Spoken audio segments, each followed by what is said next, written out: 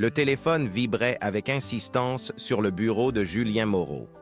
Mars 2022, un mardi matin comme les autres à Paris, jusqu'à ce que cette sonnerie vienne briser la routine qu'il était construite pour oublier. Sa main hésita au-dessus de l'appareil.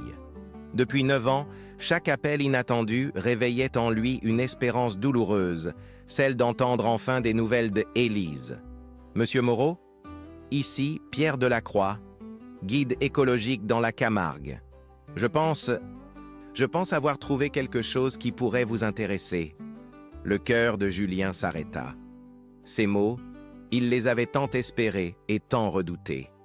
Élise, sa sœur cadette, journaliste passionnée de photographie, avait disparu en avril 2013 lors d'une expédition dans les marécages de la Camargue. 9 années de silence, de recherches infructueuses, de nuits blanches et de questions sans réponse. « Qu'avez-vous trouvé ?» demanda-t-il, la voix tremblante. « Des bottes de randonnée, dans un état surprenant. Et il y a un nom brodé à l'intérieur, et Moreau. » Julien ferma les yeux. Il se souvenait parfaitement de ces bottes. Élise les avait achetées spécialement pour son reportage sur la biodiversité de la Camargue. Elle était si fière de ce projet, convaincue qu'il marquerait sa carrière de journaliste environnementale. « Où les avez-vous trouvées exactement ?»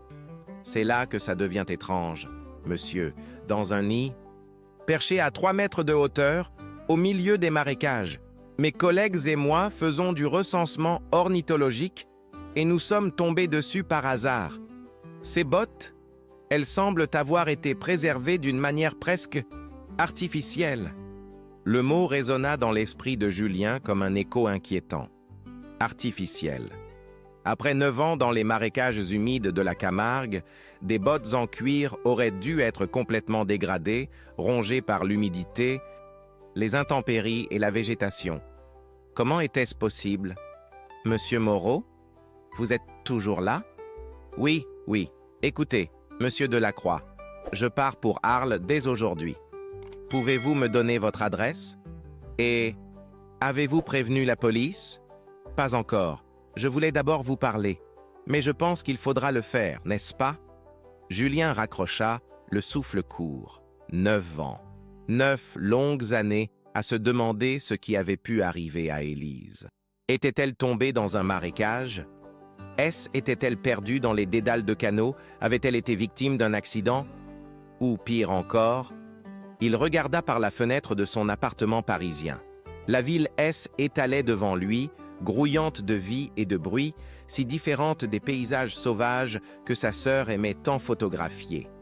Élise avait toujours été attirée par les endroits reculés, les écosystèmes fragiles, les histoires que personne d'autre ne racontait. Le voyage vers Arles lui parut interminable. Dans le TGV qui filait vers le sud, Julien repensait aux dernières conversations qu'il avait eues avec sa sœur. Elle était si enthousiaste à propos de ce reportage sur la Camargue.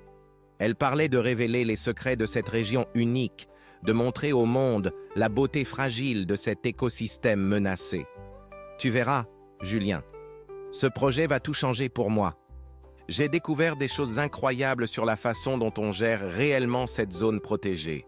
Ce ne sera pas juste un article sur les flamants roses et les chevaux sauvages. » Ces paroles résonnaient maintenant avec une résonance particulière. Qu'avait-elle découvert exactement? Et pourquoi ces recherches l'avaient-elles menée si loin des sentiers battus?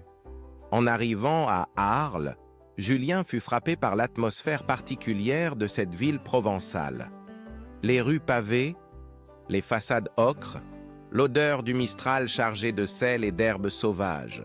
Tout lui rappelait Élise et sa passion pour la photographie.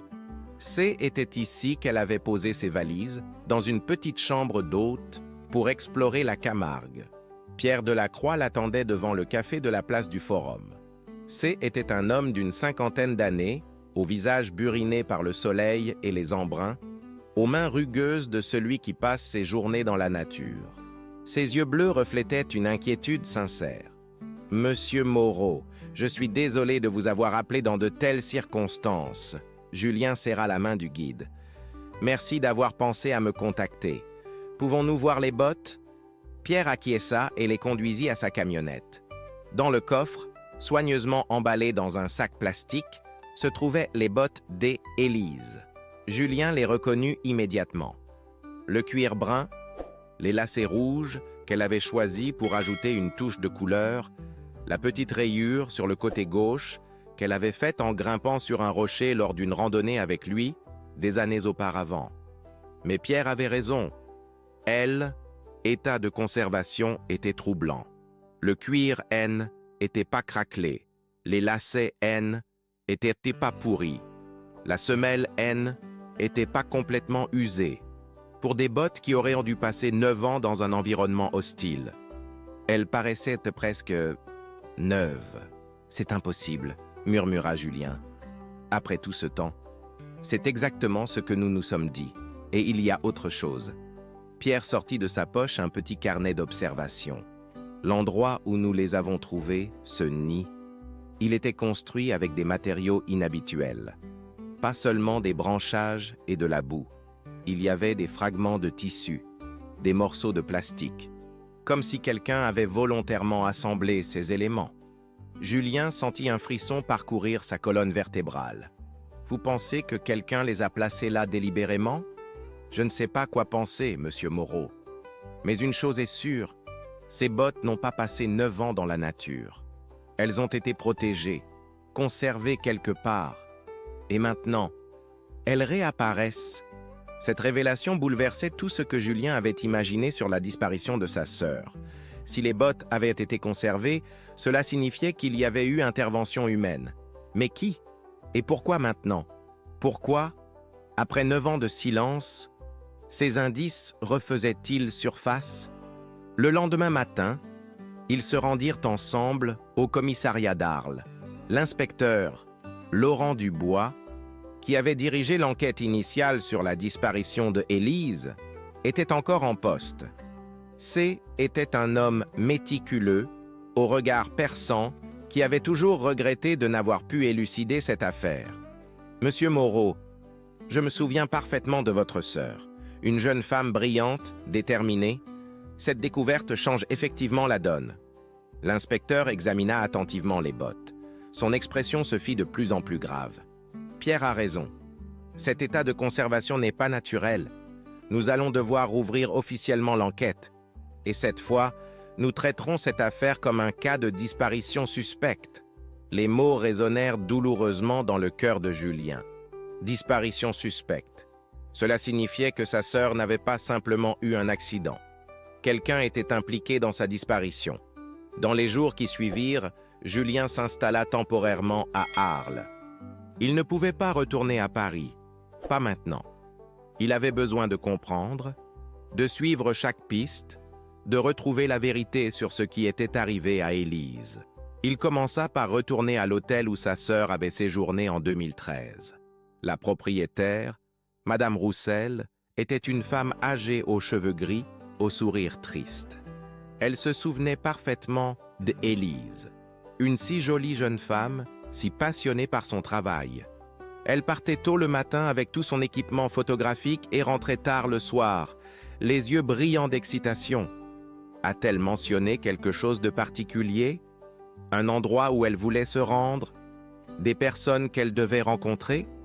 Madame Roussel hésita un moment. Il y a quelque chose? Mais je ne sais pas si c'est important. Julien attendit, le cœur battant. La veille de sa disparition, je l'ai vue dans le jardin, assez tard dans la soirée. Elle parlait avec un homme. Leur conversation semblait tendue. Je n'ai pas pu entendre ce qu'ils disaient, mais leurs gestes suggéraient une dispute. Avez-vous vu à quoi ressemblait cet homme? Il faisait sombre, mais il me semblait plutôt grand, avec des cheveux bruns. Il portait un blouson de cuir. Quand j'ai mentionné cela aux policiers à l'époque, ils m'ont dit que ce N était probablement pas important. Julien sentit la colère monter en lui. Comment avait-on pu négliger un détail aussi crucial? Un homme inconnu, une dispute, la veille de la disparition d'Élise. C était peut-être la pièce manquante du puzzle. Il passa les jours suivants à explorer la Camargue, accompagné parfois de Pierre, parfois seul. Il visitait tous les endroits où Élise était allée, tentait de reconstituer son parcours, de comprendre ce qui l'avait mené si loin des sentiers battus. La Camargue révélait peu à peu ses secrets. Cette région unique où le Rhône se jette dans la Méditerranée était un labyrinthe de canaux, de étangs et de marécages, un territoire sauvage, préservé, mais aussi mystérieux. Les locaux parlaient peu, comme s'ils gardaient jalousement les secrets de leur terre. Un matin, en discutant avec un ancien garde du parc naturel régional de Camargue, Julien apprit quelque chose d'inquiétant. Votre sœur, elle posait beaucoup de questions sur les zones d'accès restreints. Elle voulait savoir pourquoi certaines aréas étaient interdites au public, qui décidait de ces restrictions. Et que lui avez-vous répondu? La vérité, que certaines zones sont protégées pour préserver la nidification des oiseaux, d'autres pour des raisons de sécurité, mais elle n'avait pas l'air convaincue. Elle disait qu'elle avait trouvé des incohérences dans les rapports officiels. Des incohérences dans les rapports officiels. Julien commençait à comprendre que Élise N n'était pas simplement une touriste photographe. Elle menait une véritable enquête journalistique. Et cette enquête avait peut-être dérangé certaines personnes. Le soir, dans sa chambre d'hôtel, Julien essayait de reconstituer les pièces du puzzle. Les bottes mystérieusement conservées, l'homme de la dispute, les questions d'Élise sur les zones interdites, les incohérences dans les rapports officiels. Tout cela formait un tableau de plus en plus inquiétant. Il repensait au dernier message que Élise lui avait envoyé. Des photos magnifiques de flamants roses, de chevaux sauvages, de couchers de soleil sur les étangs, mais aussi des questions étranges. Julien, que ferais-tu si tu découvrais que quelque chose que tout le monde pense protéger est en réalité menacé par ceux-là même qui sont censés le préserver? À l'époque, il avait pensé qu'elle parlait de façon métaphorique, qu'elle réfléchissait à des questions philosophiques sur la conservation de la nature. Maintenant, il se demandait si ces questions N étaient pas beaucoup plus concrètes et dangereuses qu'il ne l'avait imaginé. Le mystère S épaississait. Chaque indice découvert soulevait de nouvelles questions. Et quelque part dans cette Camargue sauvage et secrète, la vérité sur la disparition de Élise attendait d'être dévoilée. Les jours écoulaient dans une alternance de frustration et d'espoir fragile. Julien avait transformé sa chambre d'hôtel en véritable centre d'investigation, tapissant les murs de cartes de la Camargue, de photos d'Élise et de notes griffonnées à la hâte. Chaque matin, il se levait avec la détermination de percer le mystère et chaque soir, il se couchait avec plus de questions qu'au réveil. L'inspecteur Dubois l'avait tenu informé des progrès de l'enquête officielle. Les bottes avaient été envoyées au laboratoire pour analyses approfondies. Les résultats confirmaient ce qu'il soupçonnait déjà. Le cuir avait été traité avec des produits de conservation et des traces de substances chimiques suggéraient qu'elles avaient été stockées dans un environnement contrôlé, probablement sec et à température constante. Quelqu'un les a gardées précieusement pendant 9 ans, avait commenté l'inspecteur. La question est, pourquoi les faire réapparaître maintenant? Cette question hantait Julien jour et nuit. Était-ce un appel à l'aide? Une provocation? Le début d'une révélation plus large? Ou simplement le geste de quelqu'un qui ne pouvait plus supporter le poids du secret? Pierre Delacroix était devenu son guide et confident dans cette quête de vérité. Le guide écologique connaissait la Camargue comme sa poche, mais même lui était troublé par les découvertes récentes. « J'ai parlé à mes collègues qui étaient déjà là en 2013, » lui confie Pierre un matin, alors qu'ils sillonnaient les canaux en barque. « Plusieurs se souviennent de votre sœur. Elle était différente des autres journalistes qui viennent ici. » Différente comment? Plus persistante, plus méthodique. Les autres font quelques photos, une interview rapide et repartent. Élise, elle, passait des heures à observer, à prendre des notes, à poser des questions précises. Jean-Claude, un vieux guide qui a pris sa retraite l'année dernière, m'a dit qu'elle s'intéressait beaucoup aux changements dans les migrations des oiseaux. Julien dressa l'oreille. Les migrations? Quel genre de changement? Apparemment, elle avait remarqué que certaines espèces ne suivaient plus exactement les mêmes routes qu'avant. Elle voulait savoir si C était lié au changement climatique ou à d'autres facteurs. Cette information ouvrait une nouvelle piste. Julien demanda à Pierre de l'emmener rencontrer Jean-Claude Morin, le guide retraité. Ils le trouvèrent dans sa petite maison, au Sainte-Marie-de-la-Mer, entouré d'un jardin où épanouissaient les plantes typiques de la région.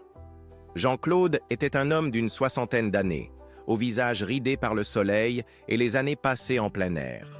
Ses yeux pétillaient d'intelligence et d'une certaine malice.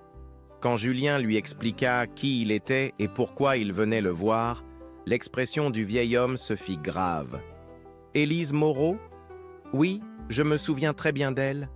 Une jeune femme remarquable, mais aussi très curieuse. » Dans quel sens ? Jean-Claude les invita à s'asseoir dans son jardin et leur servit un pastis bien frais. « Voyez-vous, monsieur Moreau, la plupart des journalistes qui viennent ici cherchent du pittoresque. Les flamants roses, les taureaux, les gardians à cheval.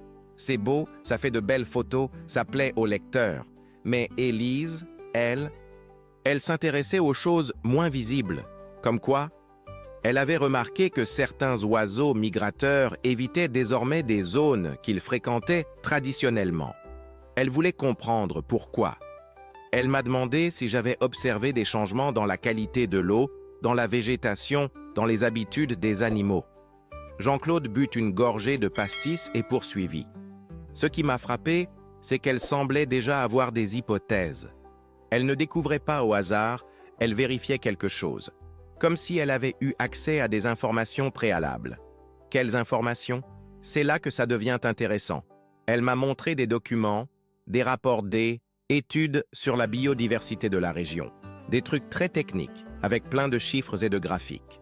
Elle disait qu'il y avait des incohérences entre ce qui était publié officiellement et ce qu'on pouvait observer sur le terrain. Julien sentit son cœur s'emballer. Voilà peut-être la clé de l'énigme. Élise avait découvert des falsifications dans les rapports officiels sur l'état environnemental de la Camargue. Mais qui aurait intérêt à falsifier de telles données? Et pourquoi? Avez-vous une idée de la source de ces documents? Jean-Claude secoua la tête. Non, elle ne me l'a jamais dit. Mais j'ai eu l'impression qu'elle avait un contact à l'intérieur, quelqu'un qui lui donnait accès à des informations confidentielles. Cette révélation changeait complètement la perspective de Julien sur la disparition de sa sœur. Élise n'était pas simplement une journaliste en reportage. Elle menait une véritable investigation avec des sources internes et des documents compromettants. Si elle avait été sur le point de révéler un scandale environnemental, cela expliquerait pourquoi certaines personnes auraient voulu l'en empêcher. Les jours suivants, Julien multiplia les rencontres avec les anciens contacts d'Élise. Il retrouva des scientifiques, des employés du parc naturel, des associations de protection de l'environnement. Petit à petit, un tableau cohérent se dessinait. Plusieurs personnes confirmaient qu'Élise s'intéressait de près aux discrepances entre les données officielles et la réalité observée sur le terrain. Dr Marine Blanchard, une biologiste de la station biologique de la Tour du Valat, se souvenait parfaitement d'elle. Élise était venue me voir avec des questions très précises sur les protocoles de mesure de la qualité de l'eau et sur les méthodes de recensement des espèces. Elle semblait connaître parfaitement nos procédures, ce qui était surprenant pour une journaliste. A-t-elle mentionné quelque chose de spécifique qui l'inquiétait? Elle parlait de zones où la biodiversité était officiellement en bon état, mais où elle avait observé des signes préoccupants. Des poissons morts en trop grand nombre, une végétation aquatique en déclin, des oiseaux qui évitaient certains secteurs. Dr Blanchard marqua une pause et ajouta « Ce qui m'a frappé, c'est qu'elle connaissait l'existence de rapports internes que nous ne communiquons habituellement pas au public. Des études préliminaires, des notes de terrain, des observations qui ne figurent pas dans nos publications officielles. » Julien sentait qu'il se rapprochait de quelque chose d'important. Élise avait manifestement eu accès à des informations confidentielles. Mais qui était sa source?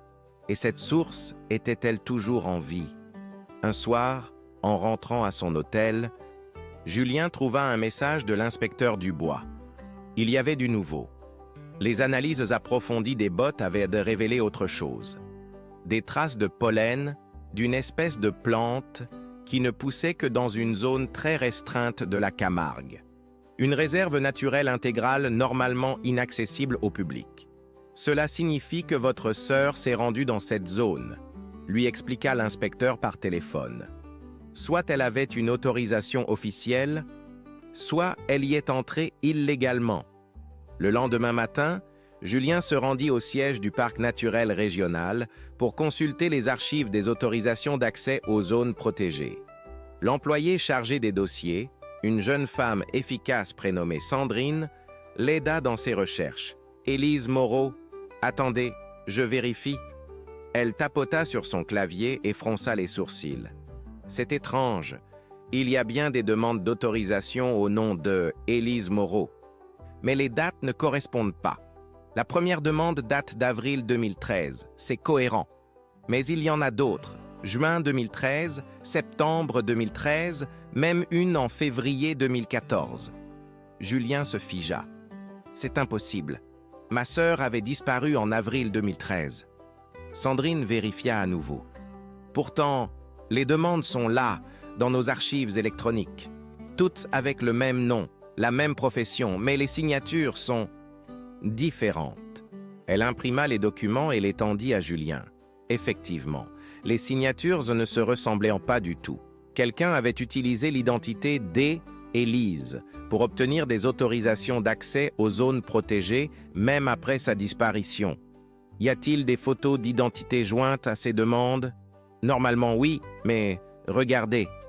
Sandrine lui montra les dossiers. Les photos étaient là, mais elles avaient été manifestement falsifiées. On reconnaissait le visage d'Élise, mais les images semblaient avoir été retouchées, modifiées, comme si quelqu'un avait voulu créer de fausses pièces d'identité. Cette découverte était bouleversante. Non seulement quelqu'un avait fait disparaître Élise, mais cette même personne avait continué à utiliser son identité pendant des mois, peut-être pour accéder aux zones où elle menait ses investigations. Le soir, dans sa chambre d'hôtel, Julien essayait de donner un sens à tous ces éléments. Élise avait découvert des falsifications dans les rapports environnementaux. Elle avait une source confidentielle qui lui fournissait des documents internes. LS était rendue dans des zones interdites au public. Et après sa disparition, quelqu'un avait continué à utiliser son identité. Tout cela suggérait l'existence d'un réseau, d'une organisation capable de falsifier des documents officiels, d'accéder aux systèmes informatiques du parc naturel et de faire disparaître une journaliste gênante. Mais qui? Et surtout, pourquoi? Quel intérêt pourrait-on avoir à falsifier des données environnementales sur la Camargue? La région était déjà protégée, classée réserve de biosphère par l'UNESCO. Qui pourrait vouloir cacher la dégradation de cet écosystème? La réponse lui vint progressivement, par fragments. En discutant avec des habitants locaux, des pêcheurs, des éleveurs, Julien apprenait que la Camargue était sous pression. Le tourisme de masse, l'agriculture intensive, les projets d'aménagement exerçaient une pression constante sur cet écosystème fragile. Certains intérêts économiques auraient pu vouloir minimiser l'impact de ces activités, présenter la situation sous un jour plus favorable qu'elle ne l'était réellement. Des promoteurs immobiliers, des entreprises touristiques, des groupes agricoles, les suspects potentiels ne manquaient pas. Mais comment prouver leurs soupçons? Comment retrouver la trace concrète de cette manipulation? Et surtout, comment découvrir ce qui était réellement arrivé à Élise?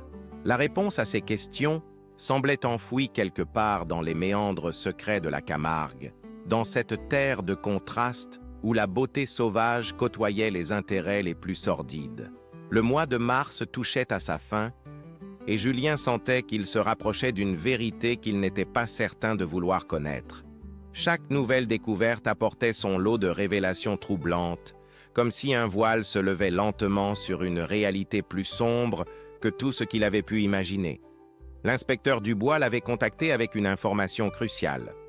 En approfondissant leurs recherches sur l'utilisation frauduleuse de l'identité d'Élise, Ils avaient découvert que les fausses autorisations N étaient que la partie visible de l'iceberg. Le nom de sa sœur apparaissait dans d'autres contextes, des réservations d'hôtels, des locations de matériel photographique, même des achats d'équipements de camping. Quelqu'un a systématiquement utilisé l'identité de votre sœur pendant plus d'1 an après sa disparition, lui avait expliqué l'inspecteur. Cette personne connaissait parfaitement ses habitudes, sa profession, ses centres d'intérêt. Cette révélation glaçait le sang de Julien. Qui pouvait connaître Élise si intimement? Un proche? Un collègue? Ou quelqu'un qui l'avait étudié, observé, traqué avant de la faire disparaître? Pierre Delacroix avait proposé à Julien de l'accompagner dans une exploration méthodique de la zone où avaient été trouvées les bottes. Il partait tôt le matin, équipé de matériel de camping et d'observation, déterminé à ne laisser aucun détail leur échapper. La Camargue révélait ses secrets avec parcimonie. Cette terre amphibie, où l'eau et la terre s'entremêlaient dans un balai perpétuel, gardait jalousement les traces du passage des Élise. Mais Julien commençait à comprendre sa géographie émotionnelle, à sentir les endroits où sa sœur avait posé ses pas, diriger son objectif, noter ses observations. En fin de matinée, ils atteignirent la zone où les bottes avaient été découvertes. Le nid était toujours là, perché dans les branches d'un tamaris torturé par les vents. Pierre l'examina attentivement avec ses jumelles. « Il y a quelque chose de nouveau, » dit-il soudain. « Quoi donc ? Des éléments ont été ajoutés au nid depuis notre dernière visite. Regardez. » Pierre pointa vers une branche basse où étaient accrochés de petits objets, un morceau de tissu rouge, un bout de plastique transparent et quelque chose qui brillait au soleil. Avec précaution, ils récupérèrent ces objets. Le tissu rouge était un fragment de bandana, le plastique provenait d'une pochette étanche pour documents, et l'objet brillant était un petit miroir de poche gravé d'initiales. « E.M. C'est elle », murmura Julien, la voix brisée par « elle » émotion. Ce miroir, je me souviens qu'elle l'avait toujours avec elle. C était un cadeau de notre grand-mère. Mais comme pour les bottes, l'état de conservation de ces objets était troublant. Ils semblaient avoir été protégés, nettoyés, maintenus dans un état quasi neuf.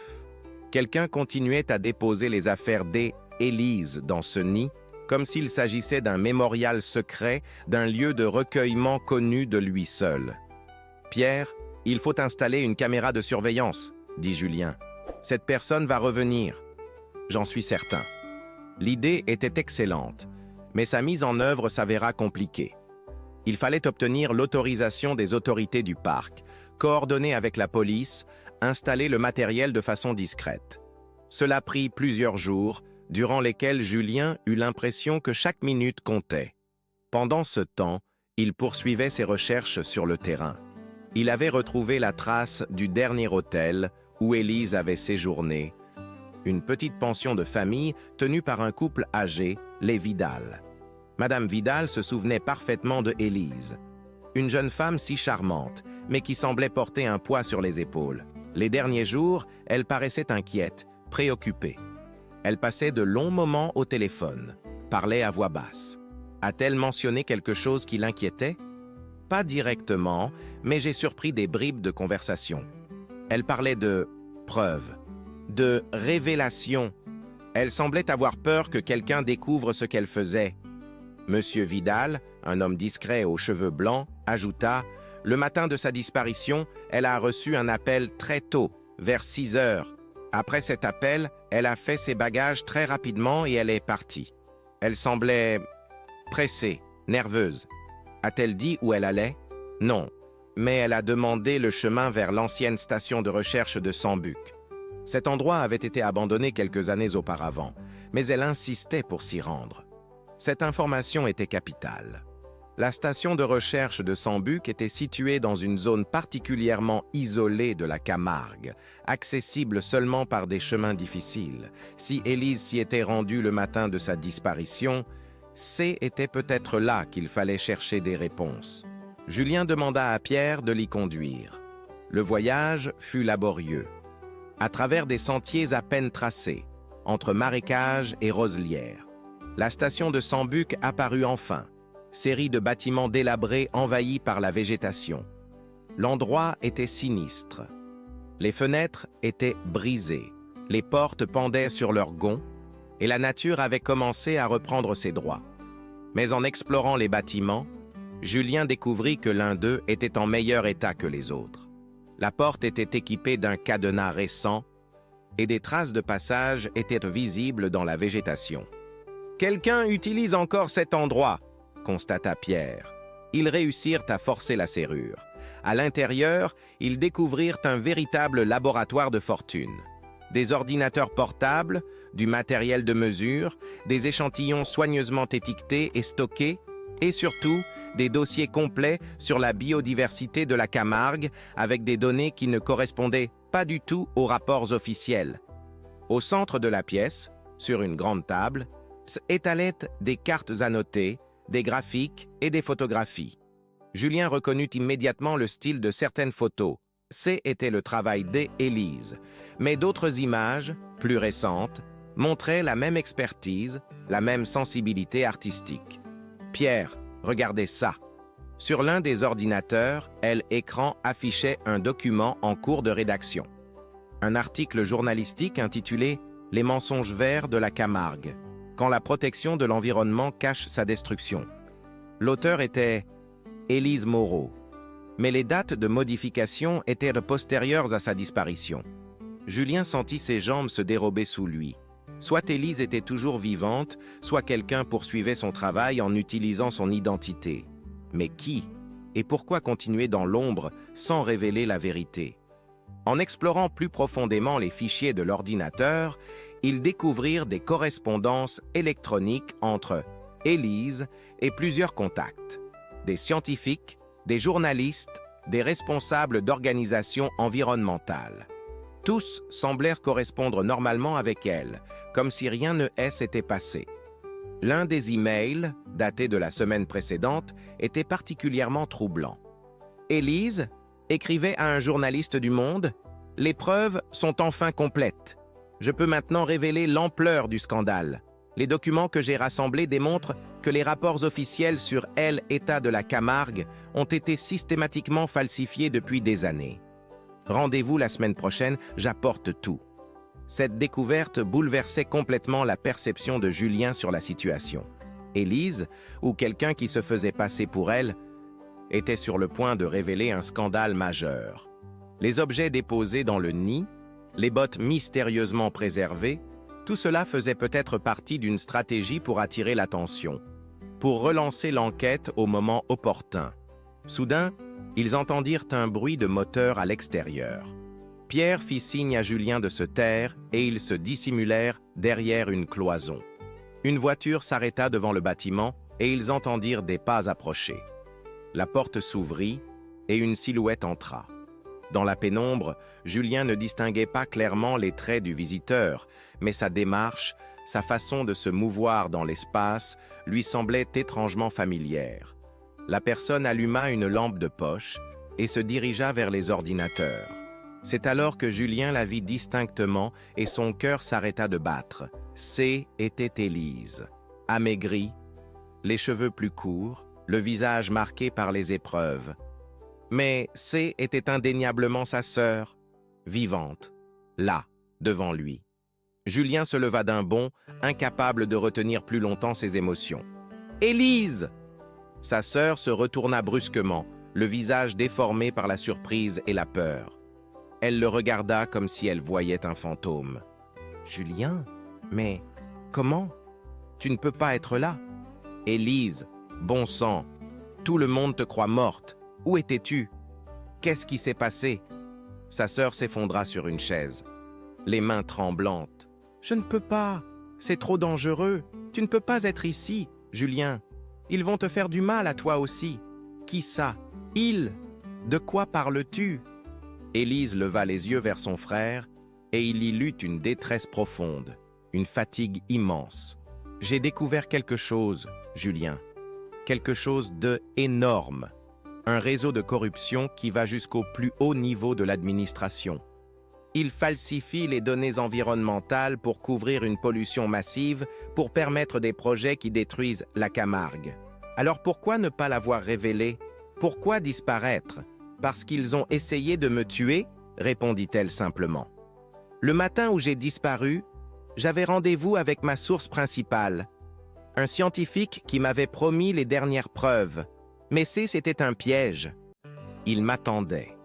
Élise raconta alors son histoire par fragments entrecoupés de sanglots. L'embuscade près de la station de Sambuc, sa fuite dans les marécages, sa décision de se cacher pour continuer son enquête dans l'ombre.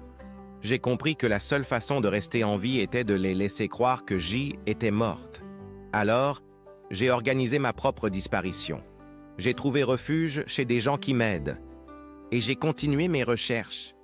Mais pourquoi maintenant? Pourquoi faire réapparaître tes affaires? Parce que j'ai enfin toutes les preuves. Et parce que je savais que toi, tu ne renoncerais jamais.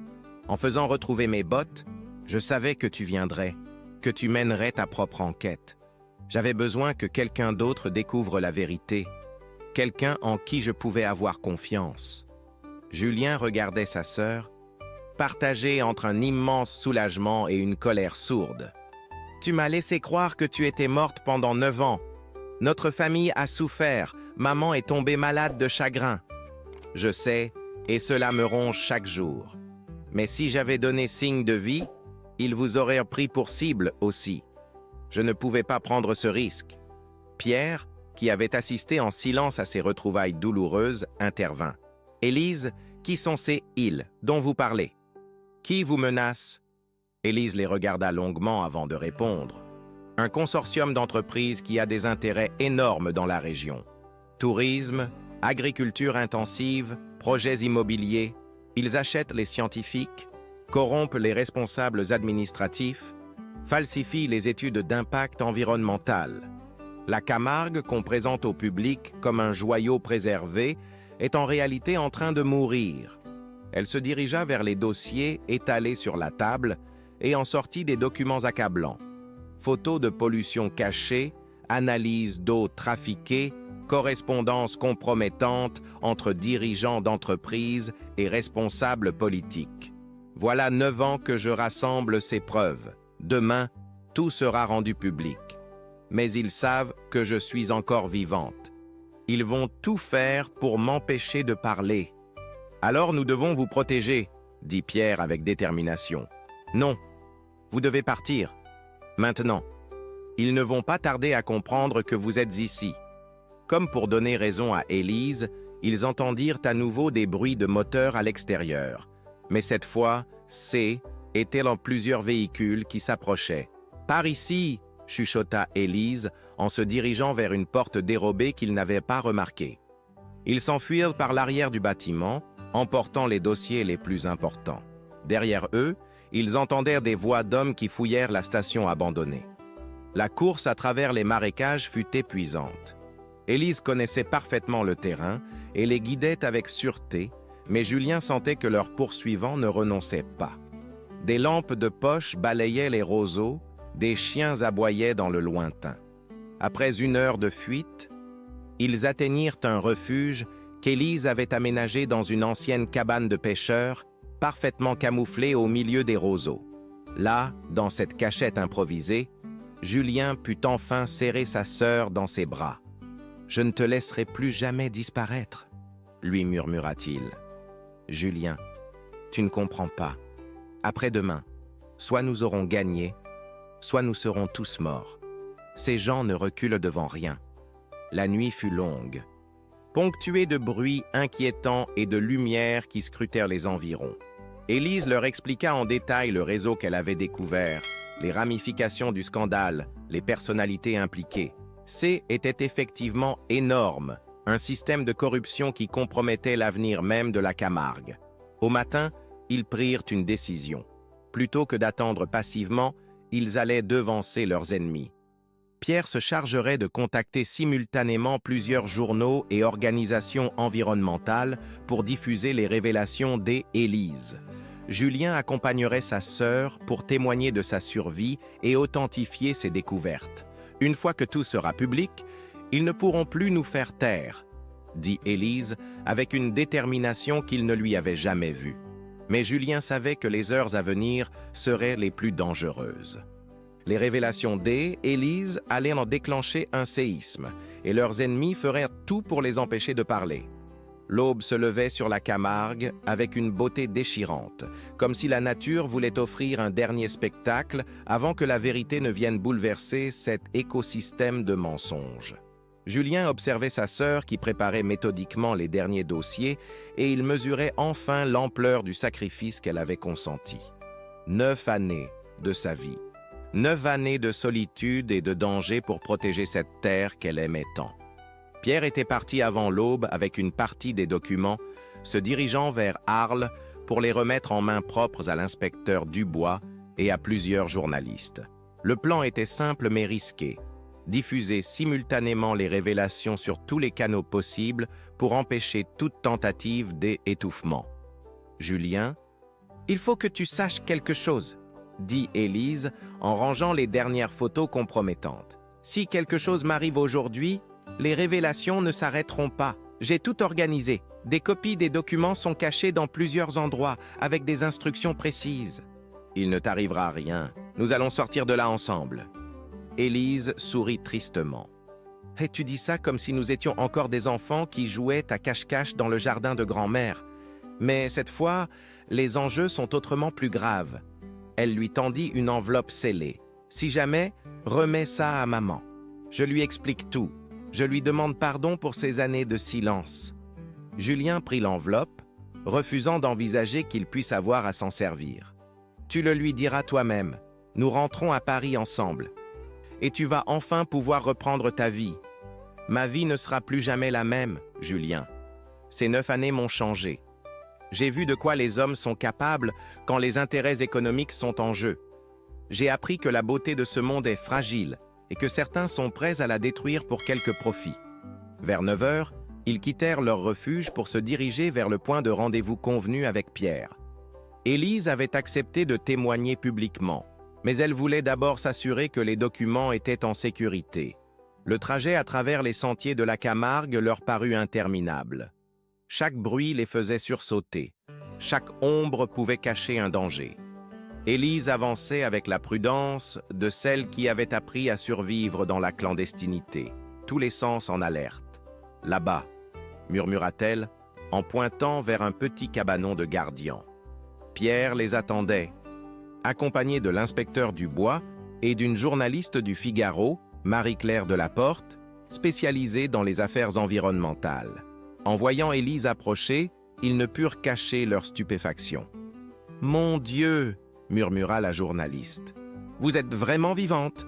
L'inspecteur Dubois, habituellement impassible, semblait profondément ému. « Mademoiselle Moreau, savez-vous que votre disparition a déclenché l'une des plus importantes enquêtes de ma carrière ? Je sais, et j'en suis désolé, mais je n'avais pas le choix. » Les heures qui suivirent furent intenses. Élise raconta son histoire dans les moindres détails, produisant les preuves une à une. Marie-Claire Delaporte enregistrait tout, posait les bonnes questions, vérifiait chaque document. L'inspecteur Dubois prenait des notes, coordonnait avec ses collègues, organisait la protection d'Élise. « Ce que vous révélez là dépasse tout ce qu'on pouvait imaginer, » dit la journaliste. « Un système de corruption qui implique des dizaines de personnes, des millions d'euros détournés, un écosystème unique menacé de destruction. Cela va faire l'effet d'une bombe. » « C'est bien ce que j'espère, » répondit Élise. « Ces gens ont cru qu'en me faisant disparaître, ils étoufferaient le scandale. Ils se trompaient. » Vers midi, Pierre reçut un appel inquiétant. Des hommes fouillaient systématiquement la région, interrogeaient les habitants, montraient des photos d'Élise et de Julien. Le temps pressait. « Il faut partir d'ici, » dit l'inspecteur. « Je vous emmène au commissariat d'Arles. Vous y serez en sécurité le temps que nous organisions la diffusion de ces révélations. » Mais Élise refusa. « Non, je veux d'abord retourner à l'endroit où tout a commencé, là où ils ont essayé de me tuer. J'ai quelque chose à récupérer là-bas, quelque chose d'important. »« C'est trop dangereux, » protesta Julien. « Ils nous attendent peut-être. Justement, il est temps d'en finir. » Élise expliqua qu'elle avait caché dans les environs de la station de Sambuc le témoignage de sa source originale, le scientifique qui lui avait révélé l'existence du système de corruption. Cet homme était mort dans un accident de voiture quelques jours après leur rencontre, mais ces révélations étaient enregistrées et constituaient la pièce maîtresse du dossier. Sans ce témoignage, ils pourront toujours prétendre que j'ai fabriqué les preuves. Avec lui, leur système s'effondre complètement. L'inspecteur Dubois organisa une expédition de sécurité. Plusieurs véhicules de police les accompagnèrent, prêts à intervenir en cas de problème. Marie-Claire Delaporte insista pour les suivre, sentant qu'elle assistait au dénouement d'une affaire exceptionnelle. Le retour vers la station de Sambuc fut tendu. La région grouillait d'activités inhabituelles, des hélicoptères survolaient les marécages, des barrages avaient été établis sur les routes principales. Il était évident que leurs adversaires avaient mobilisé des moyens considérables. « Ils savent », dit Élise en observant l'agitation. « Ils savent que je suis vivante et que je vais parler. » Arrivés près de la station abandonnée, ils constatèrent qu'elle était désormais gardée par plusieurs hommes en civil. L'inspecteur Dubois coordonna avec ses équipes pour créer une diversion et permettre à Élise d'accéder à sa cachette. « C'est là », dit-elle en désignant un ancien puits à sec, dissimulé par la végétation. Elle descendit avec précaution et remonta quelques minutes plus tard avec une valise étanche. À l'intérieur, soigneusement protégée, se trouvaient des enregistrements audio, des vidéos, des documents manuscrits signés par le docteur Marc Rousseau, l'ancien responsable de la station de recherche.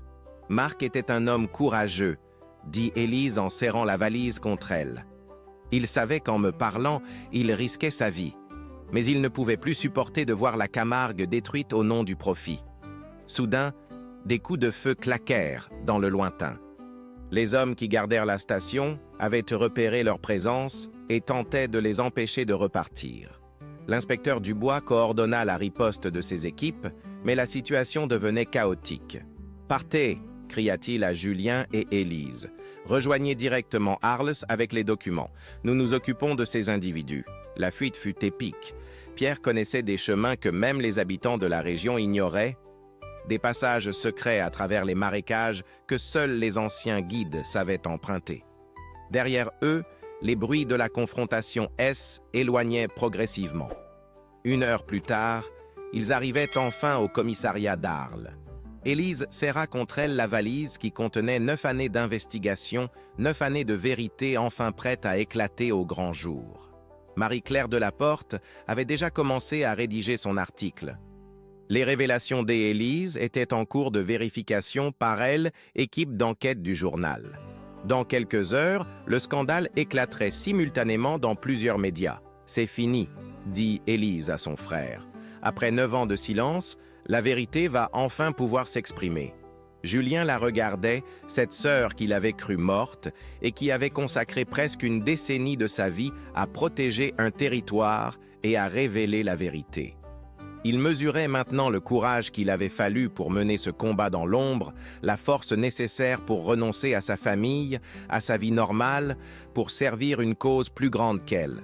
« Élise, tout ce que tu as sacrifié, est-ce que ça en valait la peine ?» Elle sourit, et pour la première fois depuis leur retrouvaille, son visage éclaira vraiment.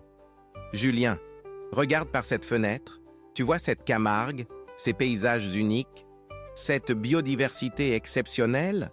Demain, grâce à ce que nous avons fait, elle aura une chance de survivre. Les générations futures pourront encore voir des flamants roses voler au coucher du soleil, entendre le chant des cigales dans les marécages, observer les chevaux sauvages galoper en liberté. » Elle marqua une pause et ajouta « Oui, ça en valait la peine.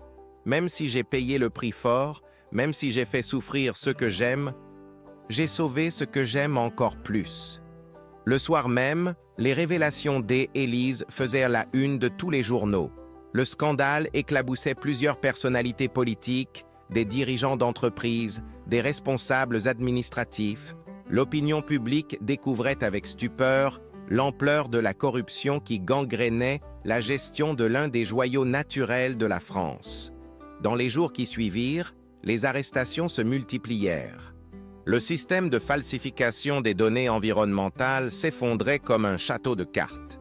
Des procédures judiciaires étaient lancées, des projets destructeurs étaient suspendus, des mesures de protection renforcées étaient mises en place. Élise témoigna devant les magistrats, les parlementaires, les commissions d'enquête. Son courage et sa détermination impressionnaient tous ceux qui la rencontraient. Cette femme avait sacrifié 9 années de sa vie pour révéler la vérité, et maintenant que cette vérité éclatait enfin, elle pouvait reprendre le cours de son existence. 3 mois plus tard, Julien accompagnait sa sœur pour un dernier voyage en Camargue. Mais cette fois, était différent. Élise N était plus une fugitive, plus une femme traquée. Elle était redevenue ce qu'elle avait toujours été, une journaliste passionnée par la défense de l'environnement. Ils se rendirent sur les lieux où avaient été trouvées les bottes, là où tout avait commencé à se dénouer.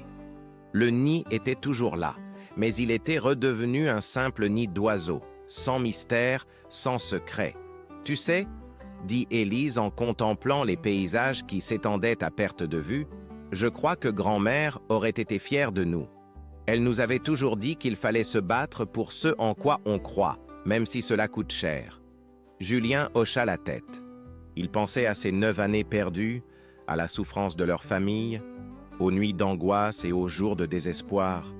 Mais il pensait aussi à cette terre sauvage qui allait pouvoir continuer à vivre, à ces espèces qui allaient être préservées, à cette beauté qui allait perdurer. « Élise, est-ce que tu regrettes quelque chose ?» Elle réfléchit longuement avant de répondre. « Je regrette la souffrance que j'ai causée à notre famille. Je regrette ces années où je n'ai pas pu vous serrer dans mes bras, partager vos joies et vos peines. Mais je ne regrette pas d'avoir mené ce combat. Parfois, il faut accepter de tout perdre pour sauver ce qui compte vraiment. » En repartant vers Arles, ils croisèrent un groupe de touristes qui photographiaient des flamants roses. Ces gens ne sauraient jamais qu'ils devaient cette beauté préservée au sacrifice d'une femme qui avait renoncé à sa vie pour protéger la leur. Mais Élise le savait, et cela lui suffisait. 6 mois plus tard, Élise Moreau recevait le prix du journalisme d'investigation pour son travail exceptionnel sur la Camargue. Dans son discours, elle rendit hommage à tous ceux qui, dans l'ombre, se battent pour protéger notre planète. « Nous vivons une époque où la nature a besoin de défenseurs courageux », déclara-t-elle. « J'ai eu la chance de pouvoir mener ce combat jusqu'au bout. Mais nous sommes tous responsables de la beauté de ce monde. Chacun, à son niveau, peut contribuer à préserver les merveilles qui nous entourent. » Dans le public, Julien applaudissait sa sœur, fier de cette femme exceptionnelle qui avait transformé son sacrifice personnel en victoire collective. Autour d'eux, des centaines de personnes découvraient l'histoire extraordinaire de celle qui avait disparu pour mieux révéler la vérité. L'histoire d'Élise nous rappelle que derrière chaque paysage préservé, chaque espèce protégée, chaque écosystème sauvegardé, il y a des hommes et des femmes qui ont choisi de se battre. Parfois au prix de lourds sacrifices, parfois en prenant des risques considérables, mais toujours avec la conviction que certaines choses méritent qu'on leur consacre sa vie. La Camargue continue de déployer sa beauté sauvage. Les flamants roses y dansent toujours leurs ballets colorés. Les chevaux y galopent en liberté. Et les marécages y abritent une biodiversité exceptionnelle. Grâce au courage d'une femme qui a choisi la vérité plutôt que la facilité, cette merveille de la nature pourra encore émerveiller les générations futures. Cette histoire nous enseigne que la vérité finit toujours par triompher, même quand tout semble perdu. Elle nous rappelle aussi que chacun de nous peut faire la différence, que nos actions, même modestes, contribuent à préserver la beauté de notre monde. Alors, la prochaine fois que vous admirerez un paysage naturel, un coucher de soleil sur un lac, une forêt préservée ou un animal sauvage en liberté, pensez à toutes ces personnes qui se battent pour que ces merveilles continuent d'exister. Et si cette histoire vous a touché, si elle a éveillé en vous l'envie de vous engager à votre tour pour la protection de notre environnement. Alors le sacrifice des Élise n'aura pas été vain, car c'est ensemble, par nos actions individuelles et collectives, que nous pourrons préserver la beauté de ce monde pour ceux qui viendront après nous. C'est ensemble que nous pourrons faire en sorte que les secrets de la nature restent des merveilles à découvrir, et non des mystères à cacher. Si cette histoire vous a ému, si elle a résonné en vous, n'hésitez pas à partager vos réflexions en commentaire. Vos témoignages et vos expériences enrichissent notre communauté et nous rappellent que nous sommes tous unis par l'amour de cette planète que nous partageons. Abonnez-vous à notre chaîne pour découvrir d'autres histoires vraies qui révèlent les faces cachées de notre monde. Et n'oubliez pas d'activer les notifications pour ne manquer aucune de nos nouvelles investigations. Ensemble, continuons à révéler la vérité, à protéger ce qui nous est cher et à croire que chaque histoire peut changer le monde. End of story.